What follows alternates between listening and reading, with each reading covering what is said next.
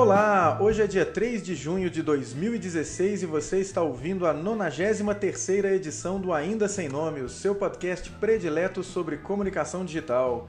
Direto de Belo Horizonte, eu sou o Caio César, uma Belo Horizonte que começou chovendo o dia, mas já não está mais chovendo, cabeça. Uai, que beleza. Aqui em São Paulo, eu sou o Felipe Min. Quer dizer, eu sou o Felipe Min em qualquer lugar, mas tô falando aqui de São Paulo e tá chovendo e não chove, chove, não chove. Tá tipo, não sei o que esperar hoje. Tudo bem, Caio? Tudo jóia, meu caro. Como é que andam as coisas aí com você? Tudo certo aqui a Além do semaninha. chove não molha, né? Além do chove não molha, tá tudo certo. A semaninha caótica continua sendo a mesma coisa da semana passada. Acho que semana caótica é o nosso nome do mês, né? Exatamente, cara, tá mais ou menos assim, mas o semestre está acabando, pelo menos pra mim aqui, as coisas ficam pesadas, mas depois elas ficam bem leves. Muito bem. E é isso aí, gostaríamos de iniciar este episódio agradecendo as pessoas que comentaram nas últimas edições. Então, o Camponês que comentou no YouTube, aí se você quer ler o comentário do Camponês, vai lá no aindasemno.me, clica no nosso canalzinho do YouTube e você vai ver o que o Camponês falou nos vídeos lá, sempre uma colaboração bacana.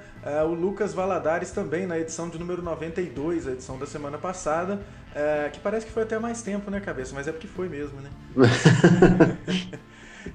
O Lucas deixou um comentário bacana lá e a todos que participam do nosso super grupo no Telegram, que você, se você ainda não participa, você deve participar. O link está aí nas notas desse episódio para você entrar no nosso super grupo do Telegram e eu recomendo que você use porque o Telegram é mais legal. Embora os dois essa semana foi identificada falha de segurança tanto no WhatsApp quanto no Telegram. Você viu isso, cabeça? Não vi isso, cara. Então vamos colocar essa pequena nota aí no nosso episódio, mas não obstante, há um super grupo de Telegram e a gente gostaria de agradecer aí o Volney, Daniel, o Narcélio, o Daniel Burli, o Luiz Otávio, o Rafael Andrade, o Denis Dia, a Ana Luísa, que participam, além da Elisete, do Godofredo, do Cabeça e do Caio, do nosso super grupo do Telegram. E o Cabeça está lembrando aqui da existência do Signal, né?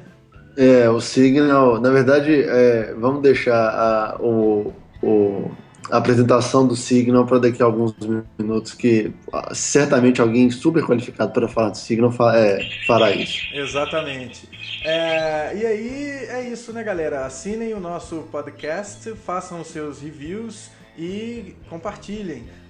Para você, se você quiser mandar uma mensagem para o nosso Telegram, manda aí para o 31 99975 0835. Manda lá que a Elisete e o Godofredo vão encaminhar o áudio pra gente. Ou se você quiser participar do nosso supergrupo do Telegram, é só clicar aí nas notas desse episódio. E todas as notas e todos os episódios estão lá à disposição para você no aindasemno.me.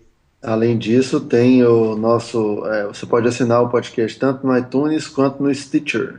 Isso é Stitcher. Stitcher é uma coisa bacana. O Stitcher. E aí você tem acesso ao feed do podcast no melhor serviço que você preferir. Exatamente. E agora, sem mais delongas, vamos à nossa convidada de hoje, né, Cabeça? Hoje temos a nossa, se não nos falhar a memória, é a nossa segunda convidada em 93 episódios. O que nos faz O que nos faz refletir, né? Exatamente, a gente precisa aumentar a diversidade desse podcast. A gente que é tão progressista e tão defensor da diversidade, precisamos olhar para dentro e fazer a nossa própria, né, Caio? Exatamente. Nós precisamos, além de acordar cedo, precisamos observar isso daí. Nós temos hoje o prazer da participação da Natália Men, que é líder de marketing lá da TOFWORKS, né, Natália? Bem-vinda, seja bem-vinda. Muito obrigada, é um prazer estar participando do Ainda Sem Nome com vocês. Vale dizer, Caio, por favor, faça o disclaimer de como a Natália, que coincidentemente tem o mesmo sobrenome que eu, na família que é tão pequena no Brasil, calhou de ser minha irmã, entendeu? Pois é, a história é muito bacana. Eu estava no começo da semana passando pelas salas de aula lá da pós em comunicação digital que eu venho a coordenar E aí, uma aluna que é muito querida, que é a Maíra Lemos, ela falou: olha, Caio, precisamos falar sobre o estupro no seu podcast, hein? Eu acho que esse é um assunto importante. Eu falei: poxa, muito legal, Maíra, bacana. Mas só que eu e o Cabeça, nós não somos a maior autoridade para falar disso, porque afinal de contas nós somos homens, né? Eu acho que é legal ter uma mulher participando. E aí a Maíra falou: na hora, eu arranjo uma mulher para você, pode ficar tranquilo que eu vou te dar uma indicação. E aí ela me passou, no dia seguinte, o telefone lá: Natália, liga pra Natália e marca com ela. E aí eu liguei pra Natália, conversando com a Natália, sei lá, na terceira ou quarta frase, a Natália falou: mas peraí, eu sou irmã do Felipe, Caio. Eu falei: olha, que mundo pequeno, então beleza, né? Mas aí estamos aí, né? Chegou a mim um convite para participar de um podcast da PUC, né? Eu falei: que legal, não sabia que a PUC tinha um podcast, né? Aí quando o Caio começou a explicar, falou: não, a gente vai puxar muito pro lado da comunicação digital, online. Mas como é que chama esse podcast? Acho que eu conheço. Vale dizer que esse podcast não tem nenhuma afiliação a nenhum órgão de educação deste país, né, Caio? Exatamente. Não é um podcast da PUC. Poderia ser, mas não é. Mas é um podcast do Felipe Menhen e do Caio César. Isso aí. E hoje com a participação da Natália. Bem-vinda de novo e vamos que vamos. É um assunto em que a Natália tem muito mais autoridade, e aqui é o espaço para ela falar, do que nós dois, né, Cabeça? É o tipo de assunto que não faria sentido a gente falar, Caio, sem nenhuma participação externa, porque nós não somos o partido da mulher, né, cara? Não somos, o partido da mulher que não tem mulher. Exato. A gente não tem nenhuma autoridade para falar sobre isso, e é tipo falar do opressor, o opressor falar do oprimido, não faria o menor sentido. Não faz sentido. Então... E aí, assim, faz sentido a gente convidar alguém que está numa discussão e que pode certamente contribuir para isso. Exatamente. Legal, então vou até fazer um disclaimer, né? Acho que desse ponto, de fato, as mulheres sempre vão poder falar melhor do que é viver numa cultura de estupro e numa cultura machista. E por esse ponto, sim, eu posso falar um pouco melhor pelo lugar que eu ocupo. E também acho que vale sempre o exercício de deslocamento, né? Da mesma forma, eu sou uma mulher branca, eu nunca poderei falar do que é o racismo. Eu posso querer entender muito, eu posso tentar me deslocar para o lugar de pessoas que tiveram seus familiares escravizados, de pessoas que sofrem um genocídio negro todos os dias da nossa sociedade, mas eu nunca vou saber o que é isso. Então é legal esse esforço de vocês, e como vocês mencionaram antes, eu já me disponho assim, a sugerir pautas de diversidade, pessoas que podem contribuir para o Ainda Sem Nome, que já é uma programação muito legal. Bacana, ótimo. E, enfim, aí eu acho que é importante a gente também começar no porquê de discutir isso, né? Por que a Maíra chegou lá na sala de aula e falou: precisamos conversar sobre o estupro, né? Uma coisa que... E aí o que isso tem a ver também com um podcast sobre comunicação digital? Embora talvez nem seja necessário falar, mas vamos lá falar, né? É uma coisa muito importante para se discutir em todas as esferas. E nesse contexto o digital tem um papel preponderante na difusão das informações e na criação das organizações de pessoas, e eu acho que vale a pena fazer um contexto disso, né? A gente precisa falar sobre o estupro por causa do caso da garota carioca que sofreu o estupro coletivo quanto? Já tem 10 dias, 15 dias isso, né? Isso. Precisamos falar de estupro porque aquela garota é mais um caso, né? Infelizmente... mais um dos que sempre acontece, né? Todos os dias, vários, né? A cada 11 minutos uma mulher é estuprada. No caso dela foi ainda mais bárbaro, porque a gente conta com várias pessoas condescendentes com o fato. Uhum. Várias pessoas que poderiam, né? Não é possível que ninguém pensou e falar: gente, isso é um absurdo, não vamos fazer isso. Né, chega, para. Não, então a gente teve várias pessoas fazendo, abusando de uma pessoa que estava desacordada, isso é estupro, e várias pessoas compartilhando isso nas redes.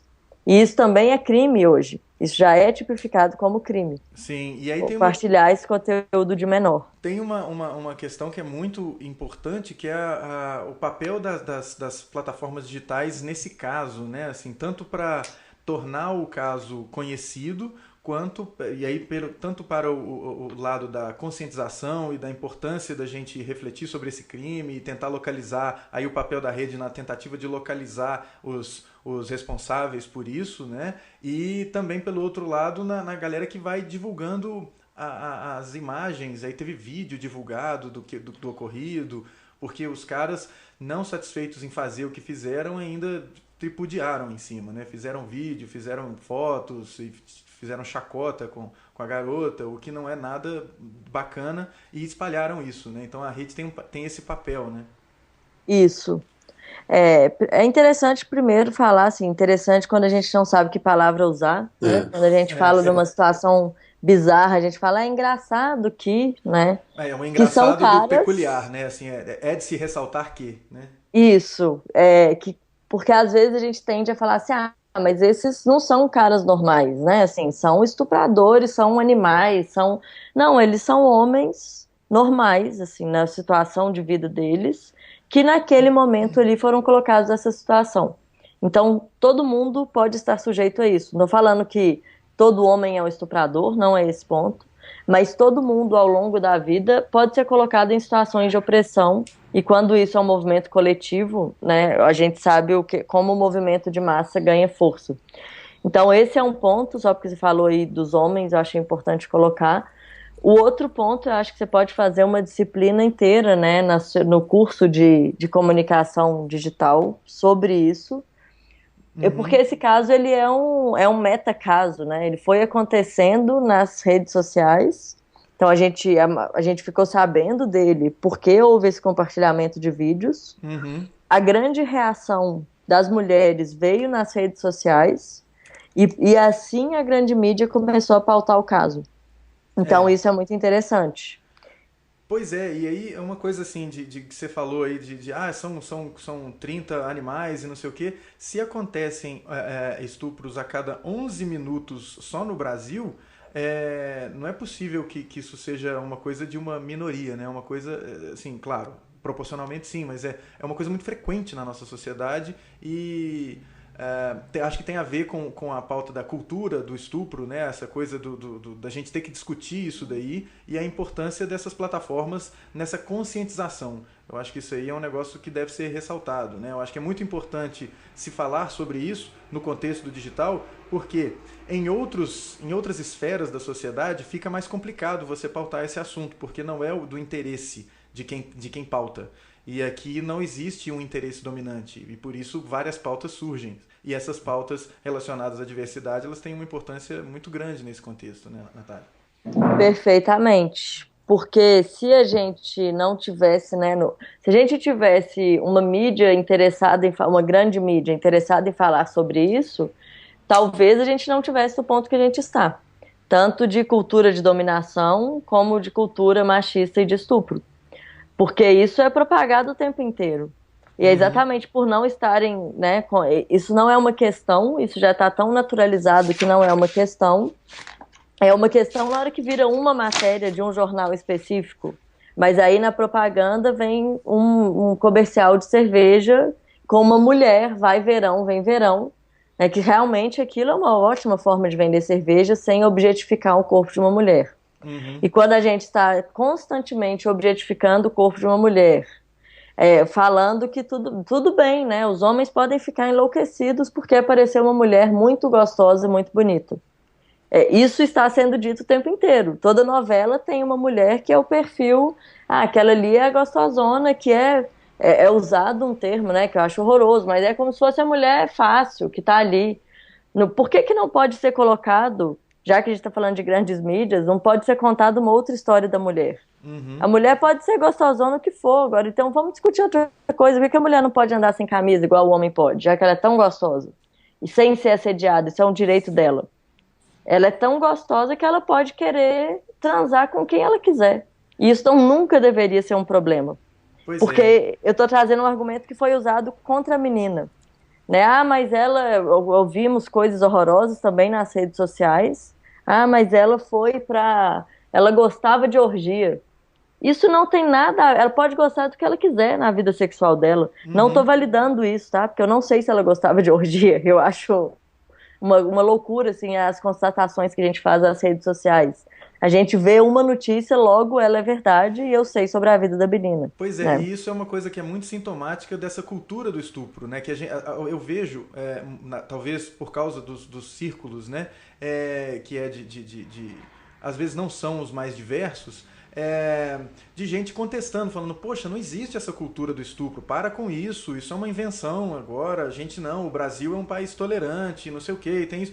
E a galera não tem a perspicácia de sacar que o fato de você atribuir esse adjetivo a uma mulher de gostosa, né, que já tem uma conotação toda específica, na hora que falam isso, né, mas é um negócio, né, eu não sou racista, mas, ou eu não tenho preconceito com gays, mas quando você coloca esse mas, ou então, olha, tudo bem que aconteceu uma violência com a menina, mas ela gostava de orgia. E daí, né, gente? É de você pegar uma coisa que é da esfera pessoal da pessoa, e da pessoal da pessoa é ótimo, né? Mas da esfera íntima da pessoa, e usar isso como uma justificativa para uma agressão que acontece contra ela. Isso é ridículo, né? E tem a ver com essa cultura do estupro que é assim, olha, você fez por merecer, ou então ela sabia com o que ela estava mexendo, né? Coisas que às vezes soam muito naturais pra gente, que não deveriam soar, que é esse negócio também, mas também por que você estava com essa roupa? Né? Como se a causa da coisa fosse a roupa, e é uma coisa que em outro âmbito da nossa vivência é algo bem natural, mas, por exemplo, você foi assaltado, aí você fala, mas também, né, cara, o que você estava fazendo com o seu, sei lá, com o seu MacBook aberto no ponto de ônibus do MOVE? Como se você tivesse feito por merecer, né, cara? Você não pudesse estar ali com o seu computador, né? É, É. eu até compartilhei com vocês, que acho legal a gente pôr nos links depois desse podcast, um texto da Márcia Tiburi, né, que é filósofa e que está movimentando bastante os grupos feministas, e ela fala sobre essa cultura do estupro. Ela fala exatamente isso, que se discute se existe ou não uma cultura do estupro. Uhum. E que a própria forma, né, do estupro ser naturalizado e a gente conviver com ele de uma forma banal mostra que a gente está dentro de uma cultura do estupro. E a gente acaba não percebendo que a cultura do estupro não é o estupro. O estupro é muito grave também para a gente achar que qualquer coisa é estupro. E é importante a gente ter isso claro. Que o estupro, de fato, marca a vida de uma mulher para sempre, né? Então eu conheço várias mulheres que sofreram abusos com 8 anos, 13 anos, 14 anos, e não importa que elas tenham 30, 40, 50, elas vão lembrar disso a vida inteira. Uhum. Isso vai marcar a subjetividade da pessoa, vai marcar como a mulher se posiciona no mundo, a forma como ela vê o outro, né, que é esse outro que abusou do que ela queria, que não entendeu em nenhum momento o que ela queria, o que era limite, o que era vontade, não respeitou. E aí a gente não pode falar também que tudo é estupro. Mas quando a gente fala de cultura de estupro, a gente está falando de todo o meio que propicia que haja esse estupro. Né? O que acontece para chegar ao momento de um estupro a cada 11 minutos acontecer no Brasil ser algo banal. Porque, na verdade, a gente deveria estar parando todos os dias, a cada 11 minutos, para manifestar. Ou não deveria existir um dia a dia comum se a gente sabe que uma de nós é uma vítima a cada 11 minutos. E aí lembrando que essa coisa o que acontece a cada 11 minutos é essa violência extrema de subjugar e dessa coisa do ato em si. Mas existe uma série de outras violências que as mulheres sofrem com muito mais frequência, aí é muito mais do que a cada 11 minutos, e que fazem parte dessa cultura, né? Que é mexer na rua, que é, enfim, invadir a pessoa, invadir o espaço da pessoa. De todas as formas isso acontece com mulheres de todas as idades. E aí aquele negócio, não é porque essa menina estava no lugar que ela estava, ou estava vestida do jeito que ela estava, que ela sofreu aquilo. A gente vê caso da senhora de 80 anos que estava na casa dela quieta e chegou um cara e a estuprou, né? Então... E a gente vê vários casos dentro de casa, né? Acontece muito, a maior parte dos casos, com pessoas que a vítima já conhece. Uhum. Então, amigos dos pais, ou irmãos, tios, os pais, avós, isso tudo acontece, os avós, né? Isso Uhum. tudo acontece muito também. É, só que é tão banal exatamente porque está na vida de muito mais gente do que a gente pode imaginar. E porque normalmente a vítima ela vai ser mais culpabilizada do que o opressor. Ah, certamente tem aqueles casos dentro de família ou nos círculos expandidos da família de que às vezes a menina até relata, mas o caso ele é abafado porque, poxa, mas ele é tão amigo, ou poxa, mas você tem certeza, né, que isso aconteceu? Porque afinal de contas é o seu tio, é o seu primo, é o seu avô, não é possível, né? Isso é a cultura do estupro, né? Exatamente, padrasto, né? Tem vários casos de meninas que contam para a mãe que o padrasto abusou delas e a mãe briga com as meninas. É. E não é uma culpa da mãe ser machista, tá? Não podemos nunca culpar as vítimas. As mães também são vítimas desse sistema opressor. A cultura de estupro, ela termina assim, né? Assim, a cena final, se a gente está contando uma historinha, é o estupro e uma vítima traumatizada que só contribui para o aumento de uma sociedade de medo, em que as mulheres vivem com medo. Mas há várias outras cenas delas, a gente vê nesses comerciais, tem um de uma grife famosa também, que é uma mulher recente, uma mulher deitada, quase meio imobilizada, e 5 homens em volta dela. Ah, A esse eu acho mulher que é, é é Dolce linda. Gabbana, né? Isso, eu tava com medo de errar o nome aqui, mas é exatamente isso. Tem um hábito de mulheres, eu não sei quantas vezes vocês, homens, fazem isso, até lanço essa pergunta, mas às vezes quando vocês estão na mesma cidade, se você vai deixar o Felipe em casa, né, ou tá despedindo do Felipe, ele vai pegar um táxi, você fala, quando chegar em casa me avisa. Isso é o comum de mulheres, assim, tá tudo bem? Você chegou bem? Pra gente Uhum, saber que deu tudo certo, porque uhum. vai saber o que pode acontecer no caminho. A gente não.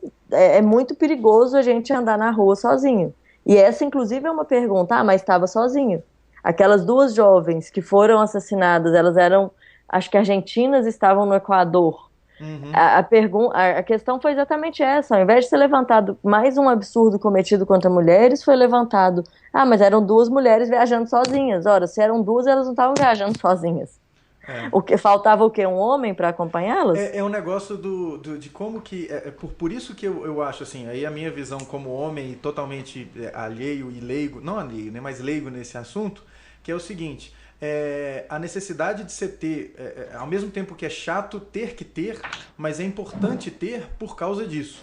Que a figura da mulher ela é tão desvalorizada porque, olha, quando um cara faz uma coisa que não é esperado que ele faça, ou quando um cara, ou quando você quer denegrir um cara, você vai chamar o cara de mulherzinha. Ou quando você quer detonar o cara da torcida adversária, ele é mulherzinha. Então, isso é um jeito, chamar o cara da torcida adversária de Maria. Isso é uma maneira de você mostrar, ele é pior do que eu, porque o meu time é melhor, e uma maneira de eu dizer que você é pior é te chamar de mulher. Né? E aquela coisa do medo do cara quando ele vai à prisão é ele se transformar na mulher da cela. Porque sabe que a mulher vai ser subjugada e vai ser violentada paulatinamente. E é uma coisa que acontece no dia a dia. Então eu acho que é uma coisa que mostra a necessidade da gente levantar essa discussão e entender que o fato de ser mulher não deve fazer de uma pessoa pior do que a outra. Isso é a coisa mais absurda que tem. Né? E a mulher estar andando com outra mulher, elas estão sozinhas, elas são piores, elas precisam tem que ter um homem ali junto, senão vai acontecer alguma coisa. E não necessariamente, não deveria ser assim. Ou eu estou indo para um caminho errado, Natália? Não, é isso mesmo, não deveria ser assim, né? Mas não deveria de jeito nenhum. A gente nunca deveria pautar se a mulher tá indo sozinha, se ela tá indo de short, se ela tá indo de saia. Isso não é uma questão. E isso não é uma questão que ninguém nunca coloca para um homem. É. Mas você vai com essa roupa? Não é com essa roupa do sentido desarrumado. É com essa roupa no sentido, mas assim você tá pedindo, né? E tem um curta francês que ele faz exatamente a inversão e coloca o homem no papel como se ele fosse a mulher. Ah, Então sim. eu não sei se vocês já viram, a gente também pode compartilhar o link com o pessoal. É o homem indo levar a criança na creche de manhã e ele tá saindo de casa, a síndica vai falar uma coisa com ele, aí fala, ah, não, deixa, isso eu resolvo com a sua mulher, você não sabe lidar com essas coisas. Uhum. E aí ele chega na creche e é um pai que cuida da creche e o pai apanhou de novo da mulher. E ele não quer contar pra ninguém, porque ninguém vai acreditar nele. Ele, não, mas você tem que contar. Ele, não, deixa pra lá.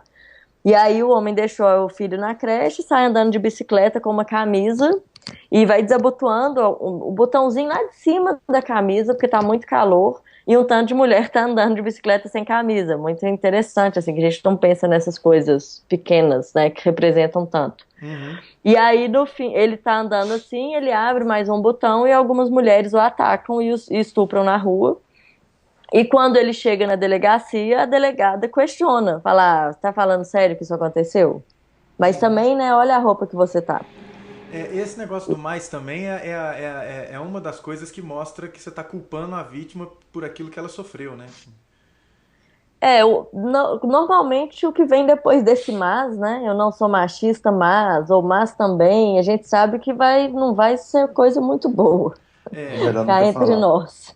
E aí o digital, as plataformas digitais, elas têm um papel importantíssimo nisso, porque essas discussões, por exemplo, esse curta ou essas mensagens, isso não chega às pessoas senão por esses canais digitais. Né? E aí as mulheres têm se organizado muito nessas plataformas, né, Natália? As coisas têm acontecido aí, eu acho que isso é algo importante, né? Muito, muito importante porque, como você mesmo disse, se a gente não é representada hoje, né, nem no nosso governo federal, a gente vê um retrocesso imenso, onde não tem. Estão sendo colocadas, né, uma mulher ou outra, e foi colocada uma mulher extremamente contra os direitos da mulher, para nos representar, então, assim, continua não me representando. Quando a gente vê que um governo não nos representa, um governo também não legítimo, né? Que a mídia não nos representa, é importante a gente encontrar o espaço que a gente possa se aglutinar, que a gente possa encontrar as nossas narrativas, porque é preciso criar novas narrativas. As narrativas que tem no mundo dominante de mídia, de governo, de empresas tradicionais, não nos representam, elas não têm lugar para a mulher como um ser pensante que está tomando decisões. Na verdade, tem só um ponto aí, que eu estava fazendo umas anotações aqui. Uma coisa que eu acho interessante é quando fala assim, exatamente, não tem espaço para a mulher pensante. Mesmo quando você vê os filmes você pôr os filmes do establishment, assim, tipo Hollywood e tal, mesmo um filme de ação que um homem é o protagonista, a mulher sempre tem um papel secundário, que é a mulher pensante, que toma as decisões muito mais certas do que o ator principal, mas ela é relegada ao segundo plano, sabe? É muito bizarro isso. Mesmo quando ela é pensante, ela é segundo plano. O cara faz todo tipo de merda, de decisão errada, tem alguém que toma a decisão certa, mas ela não é a protagonista. Porque você tem que ter uma jornada de um herói. Um homem, inclusive. E é engraçado que isso, quando aparece de outra forma, as pessoas imediatamente fazem um julgamento bem pejorativo. Eu vejo isso nas animações, o Frozen, que já tentam colocar a protagonista como homossexual, porque ela é a protagonista, uma mulher forte tem que ser homossexual. E o Valente, né, que não teve uma aceitação tão grande porque a história é em torno da menina. A menina, a força da menina e não sei o quê. E isso é um negócio... Não, como assim? Não tem que ser, não pode ser, né? É engraçado isso, né? É engraçado, mais uma vez, para representar o bizarro, né? Exato. Tem um teste, né, acho que é teste de Bechdel, que fala, que é para questionar em obras de ficção se tem pelo menos duas mulheres que conversam entre si e que o assunto não seja um homem. É isso. E isso vale para novela, vale para seriado, vale para filme. E aí a gente vai ver que tem até uma relação de quanto mais diretoras, mais mulheres participando ativamente, né, do filme. Mas ainda assim é isso que o Felipe falou, a gente vê muito a mulher como um papel subalterno ou de apoio ao homem. E até rolou um vídeo recente que eu achei muito legal, da Claire Underwood, né? Na verdade, da Robin Wright, Uhum. que faz o papel da Claire, a mulher do Frank Underwood em House of Cards. Quem não assistiu, também recomendo bastante, porque diz muito sobre a nossa situação política. E ela fala exatamente que ela foi ver umas pesquisas que mostraram para ela, onde ela estava muito popular. Muita gente queria ver House of Cards por causa dela. E ela fala, bom, então eu gostaria de ganhar o mesmo tanto que o Frank.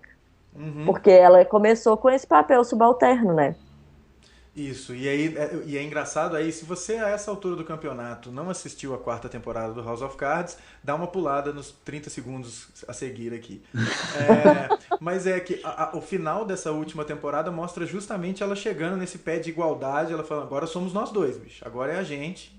Não tem essa de ele é o presidente, não, vai ser, muito provavelmente vai ser uma coisa bem do par ali, né? Isso é legal, né? É a piada que o Chris Rock fala quando o Barack Obama foi eleito, a piada que ele fala é o fato do Barack Obama ser casado com uma mulher negra. Que se fosse uma mulher branca, ele ia falar, amor, sou o presidente. Né? Com a mulher negra, ele fala, amor, sou presidente. Aí a Michelle fala, não, a gente é presidente. O que é também engraçado, né? Assim, engraçado no sentido do, olha, que interessante, né?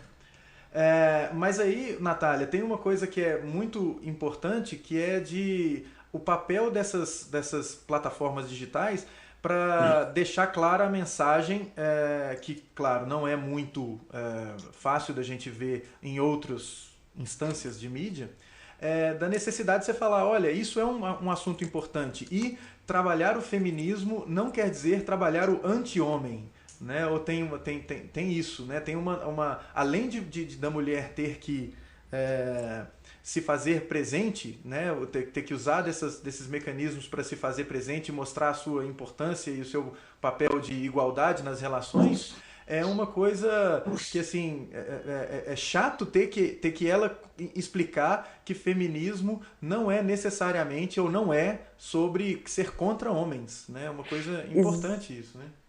É importante. Primeiro, é importante falar também que existem vários feminismos, né? Eu não posso falar nunca em nome de um único movimento, porque há várias narrativas também do movimento feminista sobre exatamente esse papel, até onde o homem pode falar, até onde o homem pode ser feminista de fato, onde se acredita que isso pode acontecer. E tem gente que de fato já não acredita que é possível que o homem entenda o que a gente passa. Mas eu e muitas mulheres que eu conheço, né, muitos movimentos feministas, sim, o que a gente está lutando é por uma sociedade que seja justa. Só que para a sociedade ser justa, a gente vai precisar ressaltar o feminismo por bastante tempo, porque por toda a existência foi ressaltado o machismo. Uhum. E não é que não tenham histórias, a gente tem histórias muito interessantes de lutas de mulheres, de grupos de mulheres, não, de tudo, né? De mulheres em todas as partes vão se representando, só que elas não são as histórias que viram mainstream, não são as histórias que chegam para todo mundo. Então, a gente tem uma priminha, né, a filha do nosso primo, que chegou um dia da escola, sabe-se lá por quê, falou com o pai e com a mãe que ela não podia ser super-herói, que só tinha super-herói homem.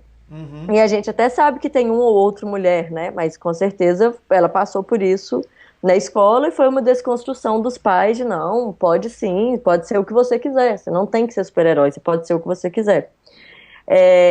Então, o feminismo, quando a gente fala feminismo, não é não quero homens, né, pelo amor de Deus, eu quero que a sociedade nos respeite, que ela tenha espaço pra gente.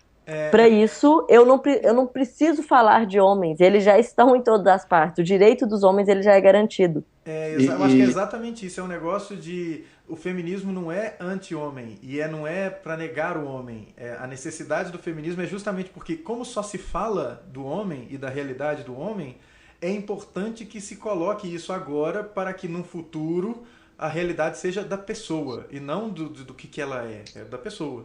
E eu tava lembrando de uma coisa, que quando, no dia que o Michel Temer assumiu a presidência interinamente, que estava no estúdio da Globo News, Cristiane Lobo e Eliane Cantanhede fazendo os comentários sobre aquela quinta-feira inteira, em determinado momento, quando anunciou o ministério e não tinha uma mulher, a Cristiane Lobo falou assim, olha, não quero fazer nenhuma defesa feminista, tipo, longe de mim fazer isso, viu, gente?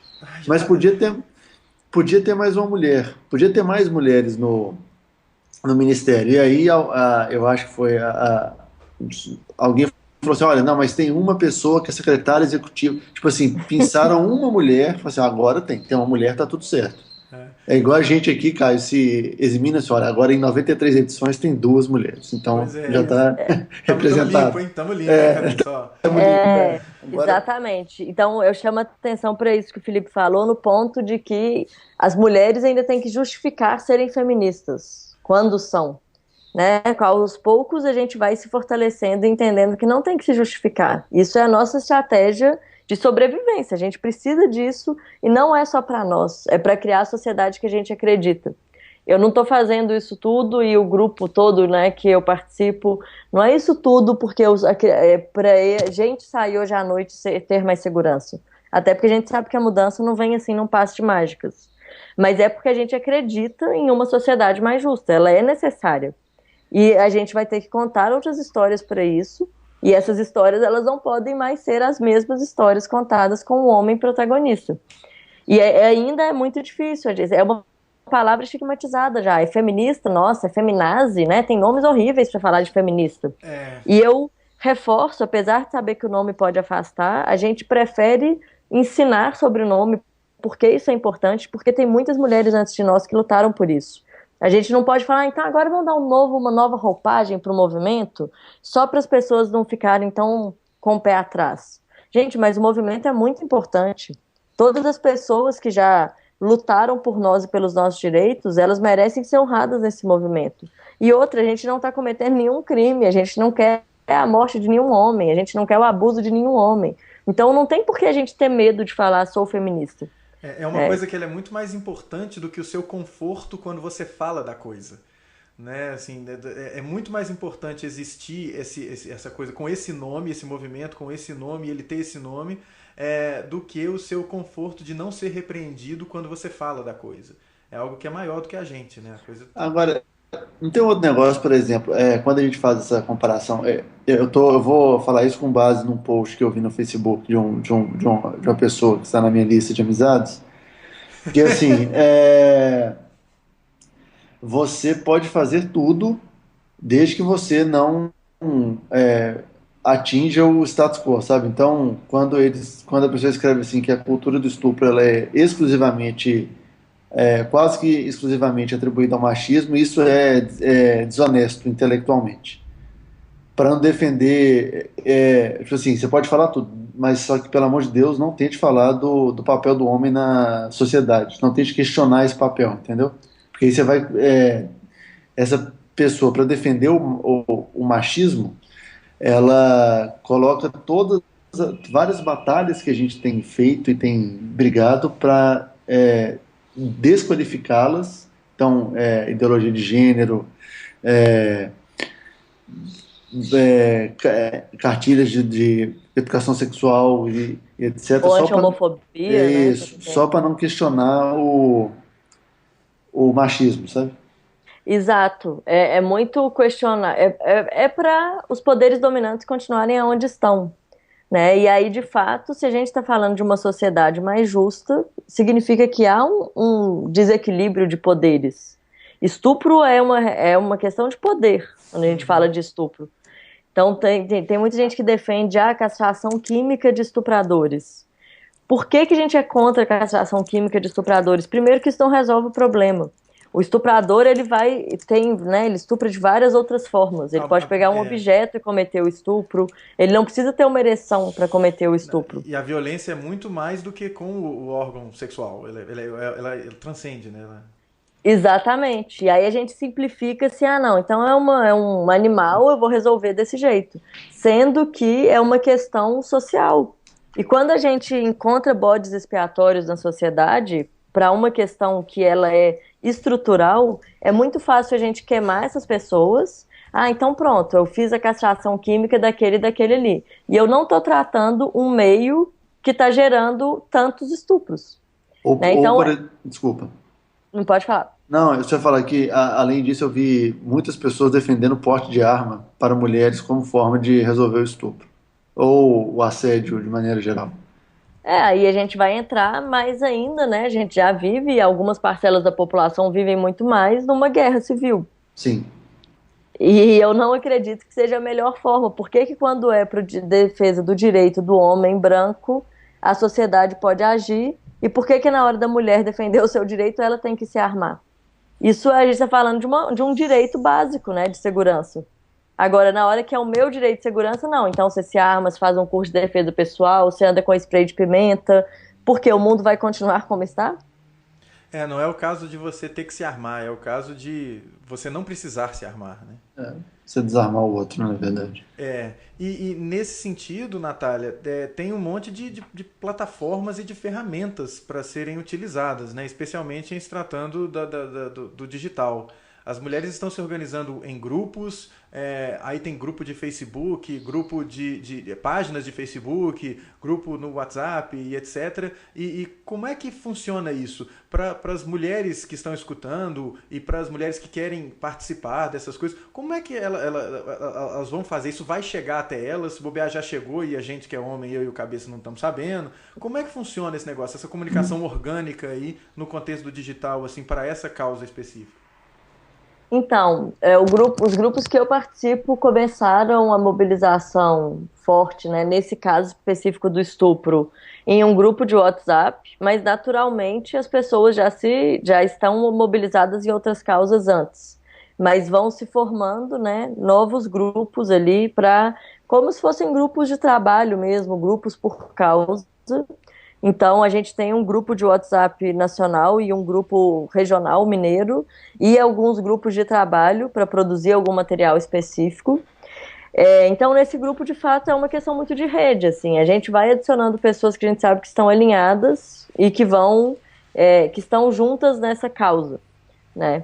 E agora a gente também criou uma página no Facebook para compartilhar várias das coisas que a gente está falando, que é a Vigília Feminista, então todas as mulheres podem ter acesso, todos os homens também, é só buscar a Vigília Feminista. Mas o mais interessante desse movimento, Caio, eu acredito que seja ele ser orgânico, seja ser um movimento polifônico, porque no início a gente nem ia ter uma página. A ideia era que a gente criasse conteúdos para cada uma poder postar nas suas redes. Não precisa ter uma voz, porque a gente está falando exatamente contra a existência dessa uma voz que legitima ou deslegitima pessoas. Uhum. Como que a gente cria um sistema polifônico mesmo, mais horizontalizado, de várias vozes falando pela mesma causa. A gente acabou criando a página porque é mais fácil para a gente compartilhar os conteúdos, para a gente é bom poder aglutinar esses conteúdos em um lugar, e até nesse sentido, né, de saber pessoas que às vezes não conhecem nenhuma de nós. Elas podem chegar na causa sem precisar conhecer alguma de nós. Então, as redes sociais, essas plataformas nos permitem uma acessibilidade, né, um acesso mais interessante, uma penetração mais interessante. E aí são formas diferentes para ações diferentes. Na vigília, no grupo, na página, a gente está comunicando produções, a gente está compartilhando coisas que a gente achou interessante, muitos materiais que a gente está produzindo em reação a essa cultura do estupro. Nos grupos a gente está discutindo isso e várias outras coisas, né, de como a gente se une cada vez mais, de como a gente reage a esse momento político que está cada vez mais machista, e para a gente isso significa cada vez mais perigoso e mais opressor. E lá nessas páginas, nesses espaços, eu imagino que vai ter os caminhos para as pessoas participarem dos grupos, né? Não necessariamente, viu? Para participar do grupo, isso não. Vai uma tem coisa grupo mais no privado, né? Você acaba mandando uma mensagem para a página e aí conversa com os administradores. Exato. E aí, toma aqui, entra nesse grupo e tal. Porque a ideia não é assim, junta todo mundo que quer conversar sobre isso. Cada uma está no momento, né? Os materiais que a gente está criando, até para distribuir na rua, são trazendo um pouco isso de você não é culpada, a gente coloca vigília feminista, se a pessoa quiser procurar, ela vai conseguir buscar. Mas a causa é o mais importante. Não, existem vários outros grupos feministas, né, também se posicionando. Então não é que só existe essa forma, de fato a gente vai adicionando pessoas que a gente sente que estão alinhadas com a causa. E, enfim, poxa vida, é um negócio que é uma pena que tenha que existir, mas que bom que existem essas plataformas e essas ferramentas para que esse negócio possa se viabilizar, né? Porque se fosse depender de outra coisa, eu acho que estava meio ferrado, né? Que bom, sem dúvida. Para a gente é uma força muito grande poder, de repente, estar mulheres de, né, cada uma de uma origem, de um setor da sociedade, trabalhando com coisas diversas.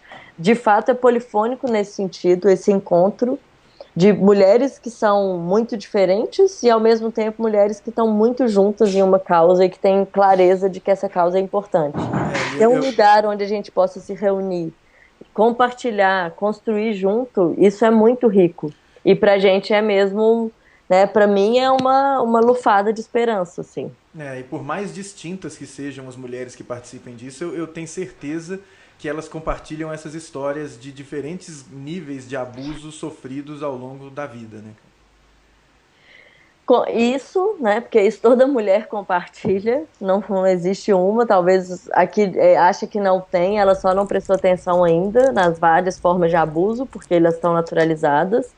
Mas o que a gente mais compartilha é a certeza de que pode ser diferente, né? De que tem que ser diferente essa sociedade, para ela nos representar. Então Bacana. A gente não vai sentar e esperar que isso aconteça, a gente está junto pensando em novas formas de fazer isso. E nesse meio tempo vai ter muita briga, né, em WhatsApp de família, vai ter muito climão em almoço de domingo, né? Porque tem que ter. Exatamente. Isso não pode ser o problema, né? O problema não é o climão. O problema é o que causa o climão. Ah, que bom, que isso é um negócio que me inquieta, porque quando a discussão é política, quando a discussão é religiosa, as pessoas se apressam em contemporalizar e falar, ah não, gente, mas não pode brigar por isso, não pode, não sei o quê. Não, acho que deve. Acho que deve. Esses são assuntos que precisam ser discutidos justamente por aquilo que vocês mencionaram anteriormente, que é qualquer coisa que arranhe o status quo é uma coisa que é condenada. Não pode. As coisas são assim. Não, são assim, mas não tão boas. Não estão legais. Então tem que mudar. Ter sido sempre assim não é motivo para continuar, né? Mas para descontinuar, na minha opinião. É isso. E a gente tem um primo que fala, né? A gente é tão inteligente, a gente se ama tanto, né? A gente é tão inteligente, já é modéstia, assim, mas com um grupo de pessoas que a gente gosta tanto, a gente não pode discutir essas questões que são tão essenciais. Então a gente tem que discutir. Exatamente, para continuar avançando. Exatamente, faz parte da sua inteligência, às vezes, abrir mão de uma postura para entender a postura do outro e falar, olha, pode ser diferente, hein? Pode ser distinto. E eventualmente vai passar por uma discussão, porque nenhuma mudança ela é relax, ela tem que passar por um incômodo, né? É uma coisa das mudanças, né? Isso, exatamente. Não vai ser sem dor, né? Mas o fato é que a dor ela já existe. A dor já existe para a maioria da população, que são os grupos minorizados, eles não são a minoria, são grupos minorizados. E se a gente fala de ter uma sociedade inteira mais justa e mais digna, a gente vai ter que passar por esses momentos de dor que são de transformação. Mas aí toda transformação gera dor, né? Não é uma dor ruim. O que importa é É melhor do que continuar a opressão, como o status quo. Exatamente. Eu queria só fazer um último adendo, assim, que tem um grupo bem importante que também participa, né, da vigília feminista, que é a Partida, e que também tem uma página no Facebook, eu não sei quem já conhece ou não, mas é um grupo que está se mobilizando em várias cidades do Brasil para trazer mais mulheres para a política formal, né, para trabalhar mais candidaturas de mulheres. Então também é um grupo que eu sugiro seguir, quem está interessada no assunto, acompanhar. Elas fazem vários encontros. Eu estou esperando o próximo de BH também para poder conhecê-las de perto, mas tenho acompanhado algumas ações à distância. Tem que ser porque isso também é uma forma da gente aumentar a nossa representatividade.